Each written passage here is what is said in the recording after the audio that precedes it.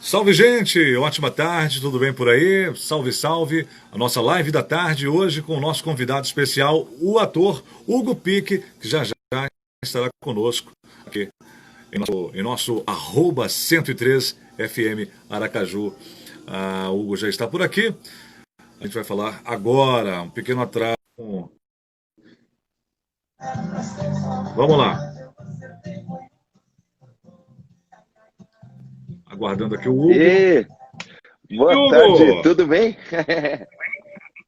Desculpa o atraso aí, cara. Imagina, Tentei entrar aqui, o negócio estava, como diz por aí, estava embaçado o negócio aqui. É o trânsito de São Paulo, né? A gente sempre É atrasa. o trânsito. Tudo bem? Inclusive, notícia boa, tudo ótimo, graças a Deus e por aí. Tudo ótimo também, graças a Deus. Eu fiquei feliz essa semana, Hugo, quando peguei um congestionamento aqui em Aracaju. Eita. Falei, graças a Deus, a vida está voltando ao normal. Tá assim, aqui já tá, eu não sei, tá perigoso aqui em São Paulo. Porque eu acho que muita gente está lidando como se nada tivesse acontecendo, mas eu acho que a gente ainda tem que se cuidar. Mas, enfim, outros assuntos. Aqui já estamos no azul, aqui as coisas já estão assim normais, né? Que Graças maravilha. a Deus. Nossa, que bênção. E a gente espera que seja o velho normal, que não seja o novo normal, né, velho? Esse novo normal assusta um pouco. Pois é. Mas é adaptação, né? E lembrar de Darwin lá nas aulas de biologia, ciência, é verdade. Né? Porque só sobrevive quem se adapta. Então a gente tem que se adaptar. É verdade. É verdade. Eu estou finalizando a música, a gente já começa a falar também ao vivo. Vou aproveitar para a gente fazer logo tudo ao vivo aqui pela rádio. Beleza. Que o pessoal está querendo saber das histórias, saber o que é dublagem, o que é voz original, manipulação. Beleza, vou explicar tudinho. Tem muita história para contar para a gente aí, né, Hugo? Tenho, graças a Deus. Ainda bem. Vamos lá. Já tem uma estradinha aí. Som do Zé Felipe na 103 com Gustavo Lima, tiro certo. Fechando aqui essa parte musical, porque agora a gente vai bater um papo com Hugo Pique. Isso aí, tudo bem? Estamos com o Hugo aqui no arroba 103 FM Aracaju. Hugo ator, diretor, dublador, manipulador. O cara trabalha, rapaz, que é uma beleza. E pelo jeito o Hugo já trabalha desde criancinha fazendo isso. Ele vai contar pra gente a sua história, onde começou, por onde começou, se começou pela publicidade. Muita gente começou, principalmente a parte de atuação, através da publicidade. Vamos saber se foi o caso do Hugo. Qual foi a faculdade que ele fez? Quais foram os cursos que ele fez? Eu sei que muita gente que está nos ouvindo também sonha em atuar, seja no teatro, seja na TV, seja no cinema, ou nos três, né? Tem gente que gosta dos três. São três universos diferentes. E o Hugo vai contar para a gente também sobre dublagem, sobre voz original e uma coisa relativamente nova, assim, se tornou popular pelo menos agora, que é a questão da localização de games. Salve, salve, Hugo, boa tarde. Salve, salve, boa tarde a todos os ouvintes da 103, obrigado por estarem aqui me ouvindo também, obrigado pelo convite de eu participar dessa live, estou muito feliz e louco para bater papo com vocês. Maravilha, Hugo Pique, esse Pique vem de qual ascendência, Hugo? Pique é italiano. Italiano? Lá da região lá da região de Lucca, do norte da Itália. Pronto, norte da Itália. Inclusive, lá teve o epicentro, lá na Itália, né? Na região do norte ali. Né? Lá foi bem crítica a situação. Do coronavírus. Né? Nenhum familiar foi atingido? Não, nenhum familiar. Até agora, que eu saiba, ninguém, graças a Deus. Graças a Deus.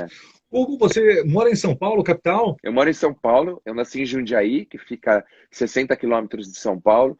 Mas acho que desde os meus 15 anos, minha vida inteira foi aqui em São Paulo. Continuei morando em Jundiaí. Eu só vim morar aqui em São Paulo quando eu estava fazendo faculdade mesmo, porque aí eu já gravava Cocoricó de manhã e à tarde, aí fazia faculdade à noite, aí não teve jeito. Porque era bom lá na casa dos pais, né? Tinha cama feita, comida pronta, morar sozinho é outra história. Mas já estou aqui há sei lá quantos anos, mais de 20 anos, acho. Maravilha. Você começou a trabalhar, a atuar. Começou em publicidade, começou no rádio, televisão, teatro. Qual foi o seu início? Profissionalmente, eu comecei bem criança, acho que eu tinha uns 9 anos. Eu participei de um grupo infantil, que era febre, né? Nos anos 80, 90 ali. Era tipo esses grupos meio Trem da Alegria, assim, que chamava Os Serelepes. A gente quase fez um grande sucesso. Mas aí a banda se desfez, enfim, cada um seguiu o seu rumo. E aí, junto com esse grupo, eu fazia a publicidade como criança. Bom, acabou o grupo, eu segui meus estudos e comecei a estudar teatro lá para os 13, 14 anos, acho. Depois, já com 15, eu fiz um curso profissionalizante. E aí, o primeiro trabalho profissional que eu tive com teatro foi com teatro de animação, com bonecos. Que era uma Sim. coincidência, porque era a minha brincadeira favorita quando eu era criança. Eu tinha um Ah, que saco com legal. mais de 20 bonecos, cada boneco tinha uma personalidade, uma voz, Aqueles. os fantochinhos, é. E aí, Sim, sem sim. perceber, eu fui criando, sei lá, eu fui desenvolvendo uma habilidade que virou profissão. Nunca foi planejado, sabe? Então, às vezes, eu acho que E já, acredito que esse dom que Deus dá pra gente faz sentido, porque comigo foi tudo assim. Nada que aconteceu na minha vida foi extremamente planejado. Os convites iam aparecendo de acordo com as habilidades que eu desenvolvia e, enfim, aconteceu, deu certo. e aí cada boneco com um tipo de voz, com um personagem. Você criava o roteiro, você mesmo ia criando ali as historinhas, como é que era? Criava, assim, tipo, eu tinha um teatrinho de bonecos desse de madeira, né, com a janelinha, a cortininha, tudo. E eu brincava assim, eu contracenando com os bonecos, então eu fazia a minha voz e fazia a voz dos bonecos, ou eu fazia um boneco contracenando com o outro e era tudo na minha cabeça. Eu escrevia muita pecinha de teatro e apresentava na escola também. Então, sei lá, tinha alguma data comemorativa, eu escrevia a pecinha de teatro e apresentava na escola, ou para todo mundo no pátio, ou eu ia de classe em classe apresentando essas pecinhas que eu escrevia, assim, sempre com um colega da classe, eu chamava para manipular outro boneco, assim. Foi assim. Isso ainda em Jundiaí, Isso em na sua Jundiaí. cidade natal. Isso em Jundiaí. Maravilha. Aí o curso É, profissionalizante eu fiz aqui em São Paulo, fiz Teatro Escola Célia Helena, certo, e aí sim. eu fiquei 6 meses fazendo Isso esse com quantos anos, Hugo, você fez o profissionalizante? profissionalizante. Eu, eu acho que eu terminei com 18, por aí. Porque o curso era de 2 anos e meio. Sim. Então, eu acho que eu tinha 17, 18 anos, quando eu terminei o profissionalizante. Aí eu E fiquei. como é que surgiu o Coricó na sua vida, cara? O Cocóricó foi assim: esse espetáculo de bonecos que eu fazia era para promover um biscoito, que era lançamento. Um biscoito Uhum. recheado bem famoso. E era o lançamento desse biscoito. Então, essa empresa de biscoitos contratou uma agência que montou um espetáculo. De... Pode falar o nome do biscoito, Pode não tem falar? problema não. Era o biscoito Pode. Passatempo. Lembra? Era o Passatempo, biscoito famoso. Passatempo. A primeira versão, assim. Então, a gente apresentava esse espetáculo de manhã e à tarde em escolas de São Paulo. Então, eu fiquei 6 meses. Uhum. E era maravilhoso. Imagina, um bando de moleque de 18 anos ganhando em dólar. Ganhava US$ 500. Caramba! E era uma época que o dólar era um absurdo, assim. Eu lembro que, Uhum. enfim. é, Como hoje, né? tipo hoje. Era tipo hoje. Nem sei quanto dá US$ 500. Eu dá uns. Cinco e tanto, né? Pois imagina, Quase 3 com mil 18 reais, né? anos ganhando isso era muita coisa. Mas a experiência de lidar com um público infantil de escola, né, com a temperatura do público eram diferentes tipos de bonecos que tinha nesse espetáculo. Mas isso durou 6 meses e um tempo depois a TV Cultura estava procurando manipuladores novos para o casting deles e fazendo Sim. vídeos de arquivo para esses manipuladores.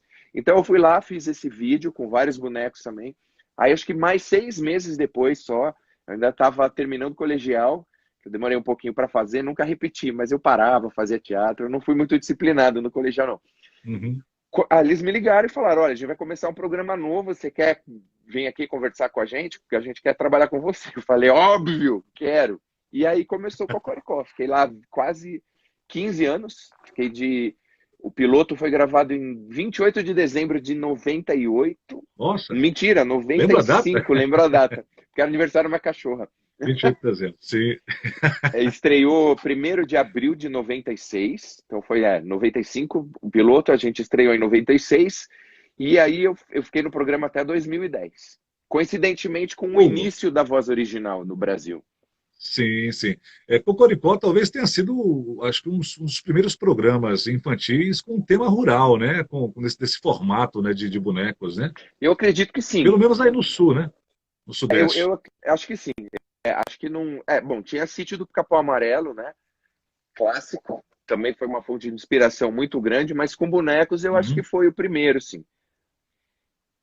Maravilha. Em Cocoricó você fazia mais de um personagem. Você fez teve um na primeira temporada, né, que você fez, Na primeira foi o temporada, papagaio. que é exatamente o papagaio, que é O quando papagaio, ainda né? passava desenho no Cocoricó, era o Kiko, que era um Uhum. papagaio marinheiro.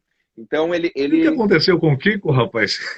aconteceu que a gente parou o Cocoricó para fazer Ilha rá. E aí não Sim. veio mais o Kiko. E aí tinha o Caco já vinha na versão antiga, o Caco que era o sobrinho dele. Uhum.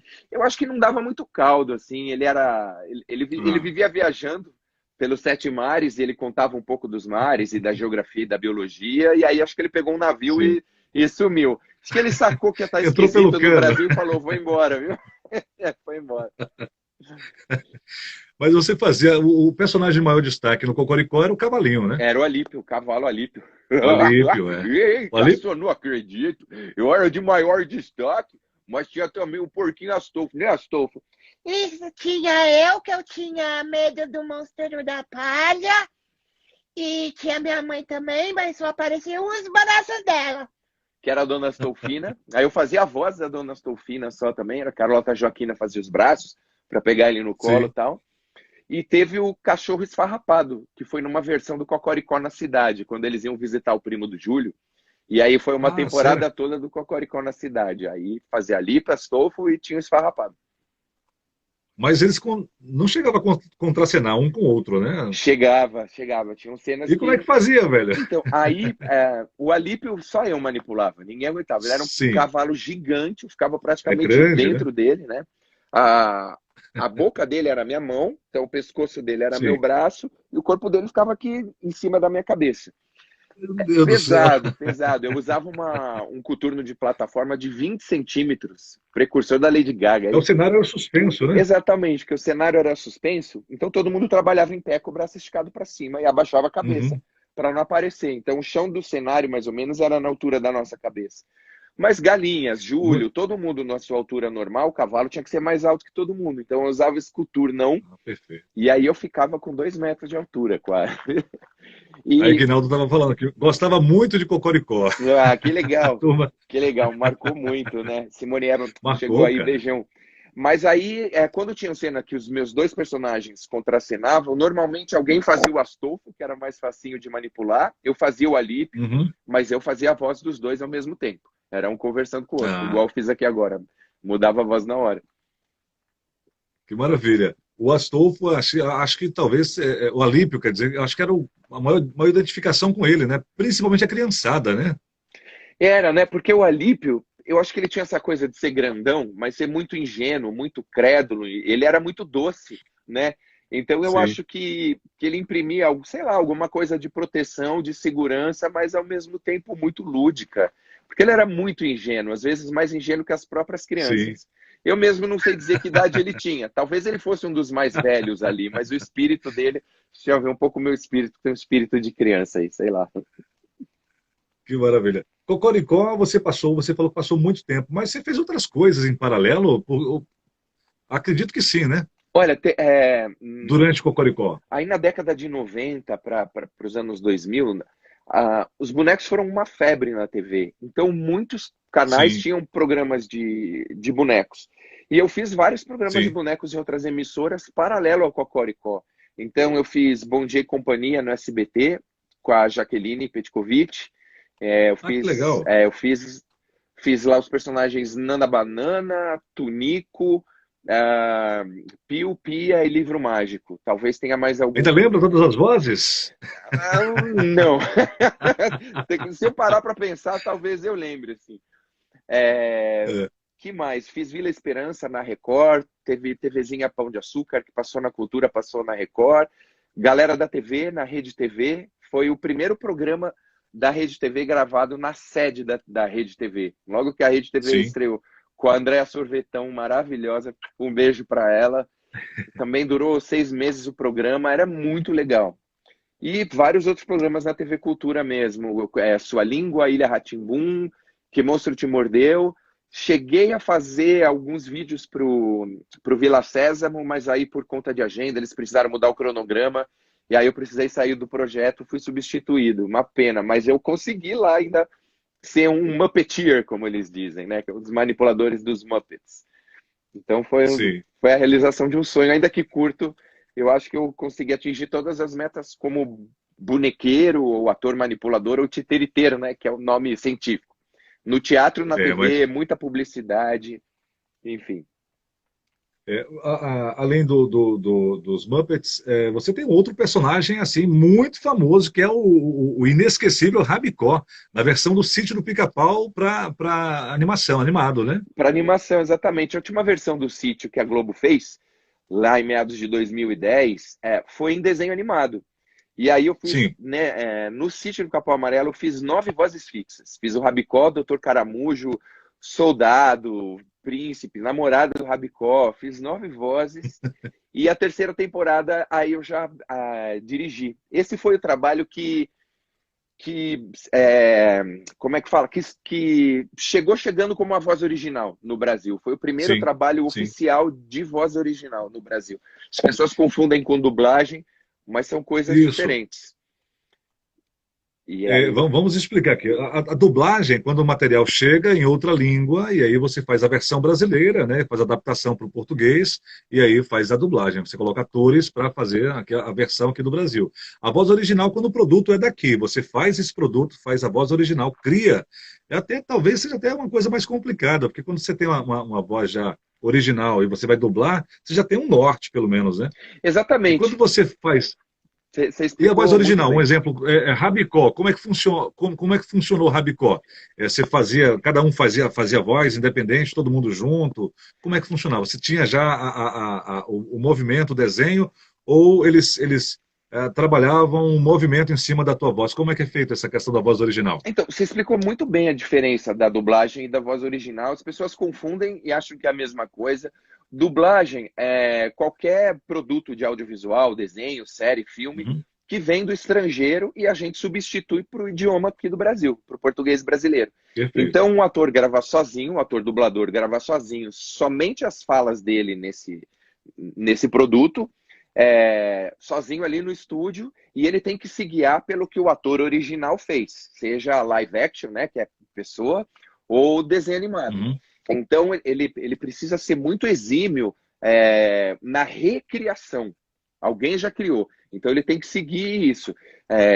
Timbre, ritmo de fala e interpretação. Na voz original, não. Você cria a voz.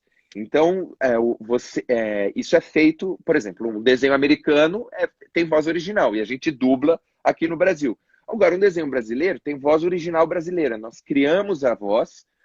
Aí você grava com o elenco inteiro junto, num processo chamado ensemble. Então, um está assistindo o outro, um fala, o outro responde ao mesmo tempo, e isso é feito antes da animação estar pronta.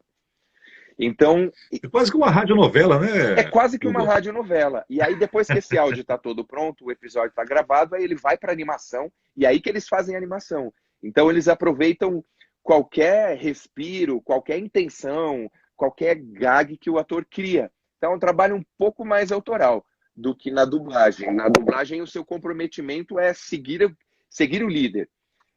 Sim, Na voz original, você vai ser o trabalho de líder para os criação, outros né? países. É um trabalho de criação. É Exatamente. basicamente Tem essa aqui a a diferença. Paulinha. A Paulinha está falando aqui, ó, Irmão do Jorel, outro trabalho que você fez de muito sucesso. Irmão de Orel acho que é um trabalho icônico, porque foi um boom, foi a primeira animação E aqui do Brasil, né? aqui do Brasil, a primeira animação produzida pela Cartoon Network fora dos Estados Unidos, na América Latina. Sim.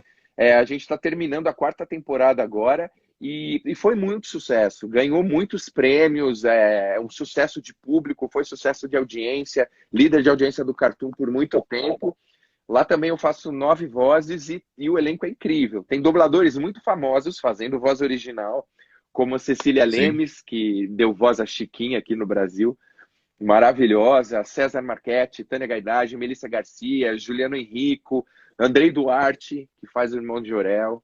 É uma equipe muito boa e é um desenho que gosta de alfinetar situações também, para a família inteira, é muito legal. É muito legal. Tem alguma voz aí do Irmão do Jorel que você possa fazer pra gente? Acho que meus personagens que fazem mais sucesso no Irmão de Jorel, não sei quais são, mas enfim, tem o Steve Magal, que é o herói, né? É tipo um Rambo, e ele fala: Jovem, você que está aqui nos ouvindo, na 103 FM. Eu quero mandar um beijo com amor brutal. Esse é o Steve Magal. E Que tem o legal. Perdigoto, que ele é meio que um vilãozinho ali da história.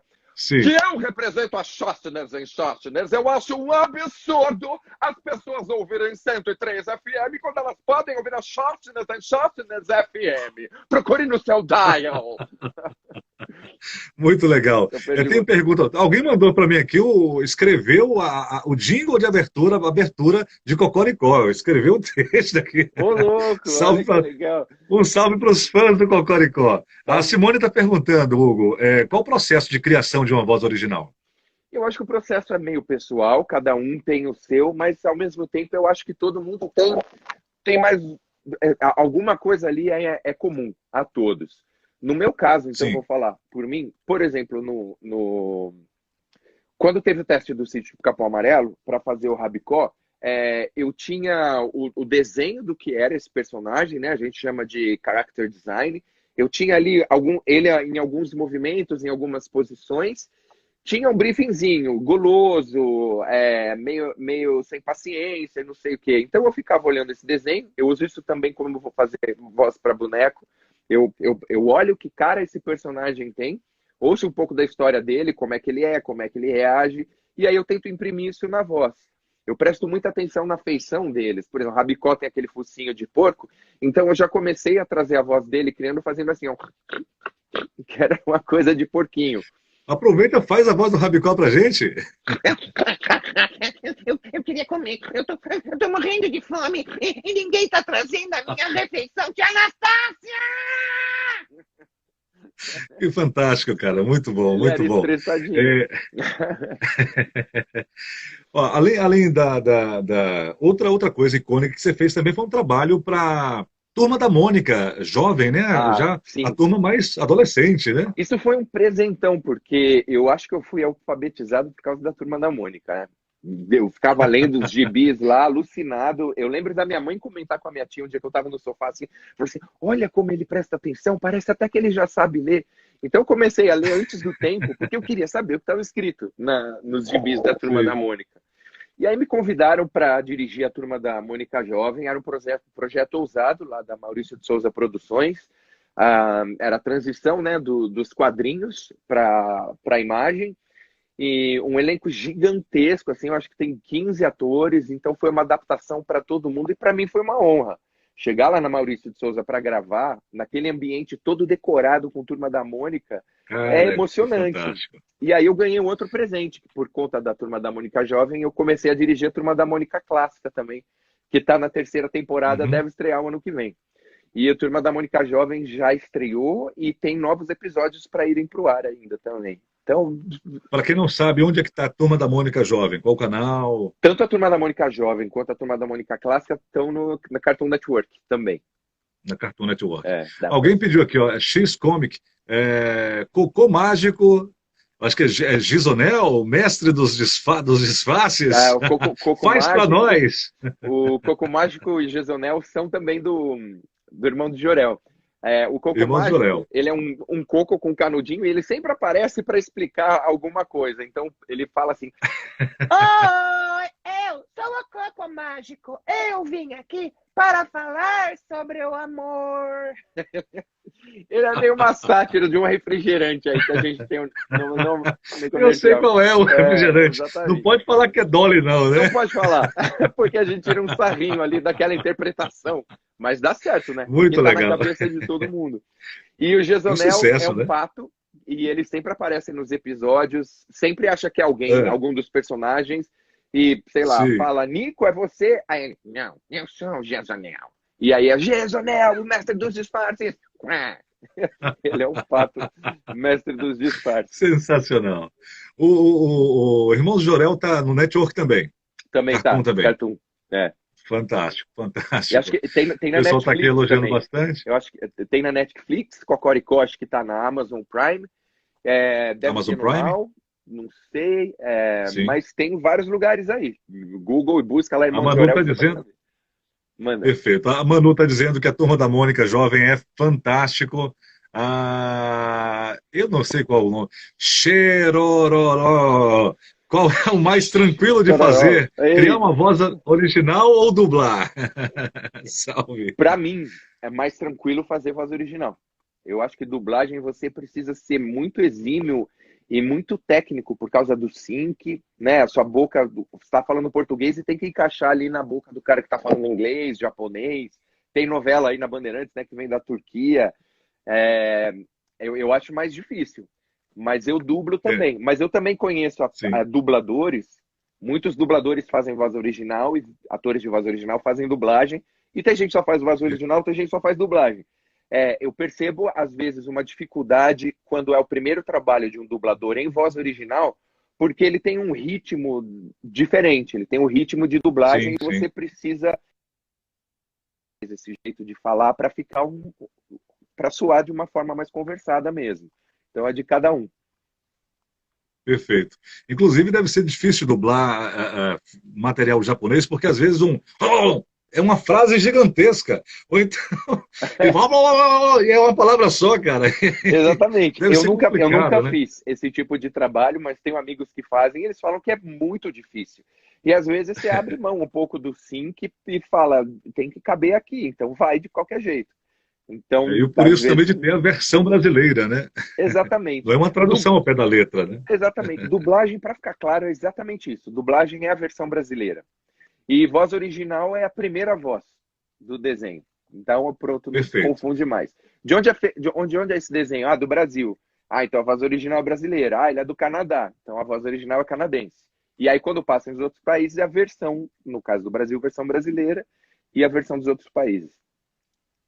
Perfeito. Hoje pela manhã rolou aqui uma resenha aqui na 103. O Fábio sempre faz uma enquete. No Bom Dia 103, o Fábio Punk, nosso coordenador e um Pô, dos mandar um locutores da kit casa. beijo pro Fábio Pamba. Um Um kit kit beijo beijo pro pro Fábio. Fábio Pamba. Ele tá assistindo a gente com certeza. Ê, Ele Fabito, beijo. ele faz sempre a pergunta. E aí, o que te marcou na infância? Assim, qual foi a lembrança mais legal que você tem da sua infância? Alguém falou que foi brincar de boneca. E era um rapaz. Aí tem alguém perguntando se você também brincava de boneca quando criança. Cara, eu Você já falou que brinquei. brincava com. Eu brincava de. Eu cheguei a brincar com boneca assim. Minha irmã tinha umas bonecas, Barbie, porque eu dava voz para essas bonecas. Eu olhava para a cara delas e eu falava. Eu pegava lá a boneca e eu tinha o Falcon. O Falcon precisava de uma namorada, precisava de uma amiga. Brinquei com boneca também, sempre botando voz nesses bonecos. Mas acho que o que mais me marcou na infância foi ter morado em Itupeva. Eu morei nessa cidade que fica, sei lá, meia hora de Jundiaí. Era uma cidade muito pequena e lá as ruas ainda eram de terra e eu morei Uhum. num momento em que começaram a asfaltar as ruas. Então tinha muita construção, aqueles tubos de cimento gigantes, Ih, assim. cara, Foi a melhor fase da minha infância. Tinha uma que pedreira beleza. escrito Itupeva, tipo Hollywood, não podia ir lá porque ela tinha bandido, tinha não sei o quê. E a gente ia escondido. Sabe, a infância perfeita de um moleque foi em Itupeva. Eu morro de saudade dessa fase da minha vida. Que maravilha. A turma tá conversando, tá interagindo também aí, tá legal. Bom, Já teve polêmica, já teve pedido de desculpas, tá tudo lindo. Estou imagina. observando a turma falando aqui, bem legal. É, aqui já fiz essa pergunta. Vamos falar de outro projeto, Hugo. A gente Bora. já falou um pouco sobre voz original. A diferença, eu acho que a turma já sabe o que é voz original e o que é dublagem. Mas tem uma outra coisa que agora é a sensação, né? É que é a localização de games, com Ah, dublagem e com exatamente. voz original. Você também está fazendo isso, né? Eu fiz voz original para um game que foi bem famoso há uns 6 anos já, que chamava Gangstar Hill, The City of Gods, Smartphone? para smartphone, que era da G-Loft. Então eles colocaram, como era a voz original, então a primeira voz era minha, eu fiz vários personagens, mas o protagonista, eles colocavam umas bolinhas de metal assim na minha cara, que chama motion capture, isso. E eu ficava Sim. numa câmara com luz infravermelha e várias câmeras pegando todos esses movimentos e o computador lia isso como expressão facial. E eu gravava a voz ao Perfeito. mesmo tempo. Foi uma experiência incrível. No meu YouTube tem um making off disso. Isso foi voz original, mas localização é o nome que se dá à dublagem para games. Nada mais Sim. é do que isso. O processo é muito semelhante ao da dublagem também. Mas é uma febre porque o mercado de games cresceu muito e vem está cada vez Muito. mais em expansão, com smartphones, tablets, e agora existem lives de gamers, né? Vou Verdade. falar errado o nome lá, Twitch. Twitch, é isso mesmo. Mas é um grande mercado. Então, o mercado de voz cresceu muito no audiovisual brasileiro como um todo, né? Teve uma lei aí de uns anos atrás que as emissoras, os canais fechados estrangeiros eram obrigados a ter uma quantidade de horas de produção nacional. Isso fomentou tanto live action, séries com pessoas de corpo inteiro, filmes, documentários, quanto a animação. Isso cresceu muito. Mas o mercado de voz especificamente cresceu muito, principalmente agora com a pandemia, porque as pessoas começaram a ter home studio. Então, hoje em dia, a gente trabalha, faz gravação de séries de animação em home studio. O mercado de locução também está bombando, localização de games, enfim. É uma ótima oportunidade para todo mundo aí investir em voz. Quem tem vontade e sonho. Verdade. Você precisa ser ator. Verdade. Para trabalhar com dublagem e para fazer voz original, você precisa ser ator profissional. Então, você precisa do registro de DRT, que é a Divisão Regional de Trabalho. Já para dirigir é radialista, né, cara? Que interessante, né? Para dirigir. Assim, o registro de radialista, direção de dublagem é uma das funções de rádio e TV. Mas ainda assim, para ser diretor de dublagem e diretor de voz original, você precisa ser ator. Porque você... eu considero que eu dirijo voz original é só um caminho da direção de ator. Eu acho que o que eu faço, antes de tudo, é dirigir ator. Então, eu sou diretor de elenco, diretor de casting, mas né, apontado para a voz original. Mas, que maravilha. Vamos fechar. Vou já te marcar outra data com você para a gente continuar batendo papo. Aí tem muita coisa para a gente falar. Opa. Mas para a gente arrematar por hoje, Pequenos Grandes Talentos. É de graça. Onde é que tá? Onde é que a gente assiste isso aí? Pequenos Grandes Talentos é uma série com 12 episódios brasileira que está no cardápio da Globoplay, de graça. Você não precisa ser assinante da Globoplay. É só ir lá na Globoplay no seu computador, ou se você tem um aplicativo, digita na busca Pequenos Grandes Talentos e você vai ter lá 12 episódios. Esse eu faço como ator. Eu sou o protagonista da série, que é um cara que vai ser pai de primeira viagem. E aí ele fica alucinado com essa notícia, ele pega uma câmera, vai para o sótão da casa dele e começa a contar para essa câmera, como se fosse o filho ou filha dele, histórias que ele ouvia do pai dele, que ouvia do pai dele, que ouvia do pai do pai do pai.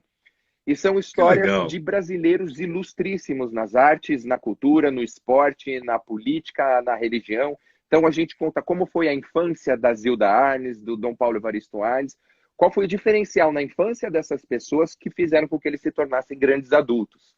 Por isso, Pequenos Grandes Talentos. Então é uma série que mistura dramaturgia, documentário e animação. Tá tudo junto. É linda, é linda. É um capricho, uma fotografia maravilhosa, os roteiros muito bem escritos e um elenco de ponta, focado nas personalidades de Santa Catarina, em princípio. Produção da TVI. Já me interessei muito, hein? Por favor, já vou procurar. Assistam e contem para mim depois, porque é lindo mesmo. É de se emocionar. Hugo, nas redes sociais. Eu sei que hoje o principal meio de comunicação, assim, de contato é mesmo o Insta. É o Instagram, tá todo mundo no Insta. Tá todo mundo no Insta, né? Tá tudo acontecendo no Instagram.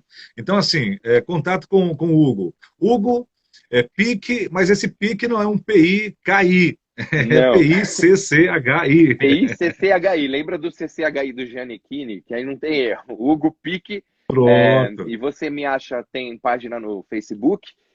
Tô aqui no Instagram. YouTube. Tô no YouTube também. E para demais trabalhos e mais curiosidades, tem um link aqui na minha bio do Instagram, que é um Linktree, e você abre lá e aí tem tudo separadinho. Perfeito. Você consegue ver, entrar em contato e tal. Quem quiser entrar em contato, só mandar DM aqui no Insta que eu respondo. Às vezes eu demoro, mas eu respondo todo mundo. Maravilha, Hugo. Muito obrigado pela sua generosidade aqui de bater esse papo com a gente. Foi uma delícia. Mais sucesso ainda. Para você também. Mais sucesso ainda. E próximo, vamos marcar um próximo bate-papo com mais tempo. Vamos sim. Para gente contar mais histórias aqui. né? E aí eu vou pedir pro pessoal mandar perguntas também, porque eu quero que as pessoas perguntem a você, Boa. porque tem muita gente com curiosidade, né? Boa, vamos embora. Aquela criancinha que ouviu, você deve ter ouvido muito também aquele versão brasileira Herbert Richards. Sim. Aquela coisa lá dos anos 80. Rapaz, que isso? Aquilo ali passa um filme na cabeça da gente. Infelizmente não existe mais Pois os é. estúdios, né, do Herbert Richards, que era um homem, né, cara? Eu imaginava o que deve ser Herbert, deve ser um negócio do além, assim. Mas era um ser humano, era um cidadão, né? Ele era. Era um profissional. Ele era um entusiasta aí da dublagem, né? Isso. Tinha Alamo muita coisa também, da né? Disney Versão feita por lá. brasileira. Alamo. É verdade. Hoje em São Paulo talvez seja o maior centro, né? O maior mercado de dublagem do Brasil. O Rio de Janeiro já foi. Sim. Hoje São Paulo talvez seja o eu acho maior. que São Tem o Paulo- Wendel, né? Tem, Exatamente. Acho que São Paulo né? tá maior que o Rio, mas eles estão muito similares aí. Ainda fica no Sim, eixo Rio sim. São Paulo. É verdade. Hugo, Will, um eu que salve para agradeço você. muito. Obrigado a todo mundo Quando a que gente voltar, eu quero participou. falar sobre home studio, hein? Quero falar sobre. Tô vendo que você tem home studio Vou aí, falar, você é tenho. profissional da voz também, Exatamente. publicidade, tudo. Locução, E a gente faço vai bater um tudo. papo sobre isso também. Maravilha. Foi um prazerzão, viu? Salve, Hugo. Muito obrigado. Beijo para todo mundo que entrou aqui. Kit beijo pro Fábio Pan e kit beijo para todo mundo. Que te veja. Hugo Pique com a gente aqui na 103, via @103FM Aracaju. O Hugo figuraça, você pode seguir o Hugo, ele está nas redes sociais, está no Instagram, está no YouTube, está no Face, e você entrando no Insta, lá na bio, tem um link com todos os contatos do Hugo Pique, é Hugo, H-U-G-O-P-I-C-C-H-I. É assim que você encontra o Hugo Pique, é ator, é diretor, dublador, é manipulador de boneco. Seria bonequeiro aqui no Ceará, né, Hugo? Bonequeiro, é? E como é que é o nome? O nome é estrambólico. Como é que é o nome mesmo desse trem? Titeriteiro. Titeriteiro. Eu acho que vem do espanhol, Que legal. né? Tipo títere, que é o boneco. E aí é o titeriteiro. Titeriteiro. Que maravilha, Hugo. Boa. Salve para você, gente. Pra Ó, você também, já gente. já tem muito mais sucesso aqui na sua 103 com o nosso Tarde Total. Hugo, brigadão, cara. Eu que agradeço. Um pela sua prazer falar participação. contigo. Muito bom. Foi uma delícia. E a conversa. vamos marcar a próxima, o retorno de Hugo. Vamos sim. Sucesso aí pra você, viu? Beijo pra todo mundo aí. Valeu, meu irmão. Até Para mais. todos nós. Abração. Tchau. Gente, ó, que maravilha, hein? Bate-papo especial com o Hugo Pique, aqui em nossa live da tarde. Amanhã, a nossa convidada será a Gaguinha de Ilhéus. Eu já fiquei gago desde hoje aqui, ó. A Gaguinha de Ilhéus estará com a gente amanhã, aqui no Tarde Total. Você pode mandar perguntas para a Gaguinha de Ilhéus, né, que é essa figuraça que todo mundo ama de paixão. 2h50.